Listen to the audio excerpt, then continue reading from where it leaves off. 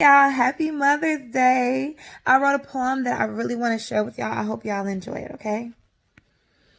The original 3D printer is the Word of God, and our bodies are the second edition. See, as mothers, our bodies put flesh and bone to what is imagined in heaven.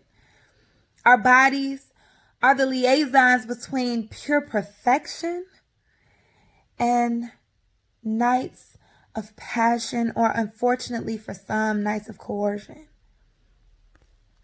And even if the nights of passion weren't even that good, we still look upon our living, breathing souvenirs from heaven the same way God gazed upon the terrain of his creation, and we think, this is good. But some of us, at times, we're too mother and not enough woman. Or better yet, too super and not enough woman, because we'll get so wrapped up in the fact that our capes are blowing in the wind that we'll forget to do our hair or even hang out with our friends. Because sometimes loving our children feels better than self-love.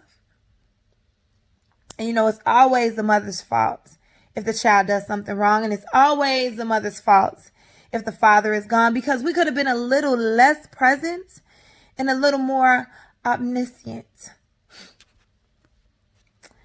And some of us have told our families that we're expecting, and we have been treated as if we told them we got a prognosis. For some of us, to be honest, cancer patients with terminal diagnosis would have been given better reactions. We've been told that when we push, we will actually be pushing ourselves aside.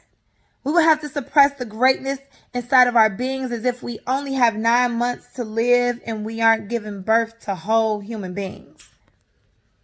Like giving life is a death sentence. Like producing life is not awesome. People should be very careful of the verbal seeds that are planted within the soil that helps the next generation blossom.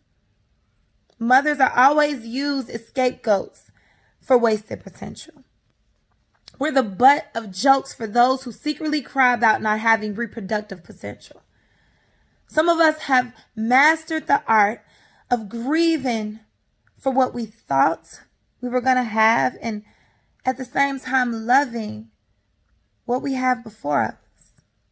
Because our children don't develop as well as we think that they should.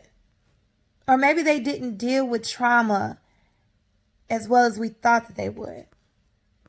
But we love them perfectly in the midst of our imperfections, as best as we can, to the point where some of us have abandoned the quest for being a woman because we're too busy trying to be a man, trying to be a father, trying to be a nurturer and a provider. Our phones aren't filled with dinner dates and emojis because we are aware of the idiosyncrasies that lay within the heart of those who prey upon children. So, some of us are voluntarily underemployed. We trade climbing corporate ladders with stepping over Legos and toys, weekend getaways, or peacefully sleeping in to traveling state to state to basketball games, arguing with coaches and refs while we're cheering for our children to win. We're often overwhelmed and usually stretched too thin, but we have no desire for going back. See, such a sacrifice has afforded us the same love marks as Christ. Stretch marks shaped like the lacerations on Jesus' back. These marks prove that we had the elements within our wombs and we delivered it. We took something so powerful and made it small enough to fit in a bassinet. And for that reason alone, our bodies are amazing, no matter our silhouette. I hope y'all enjoyed it. Y'all have a good Mother's Day. Peace.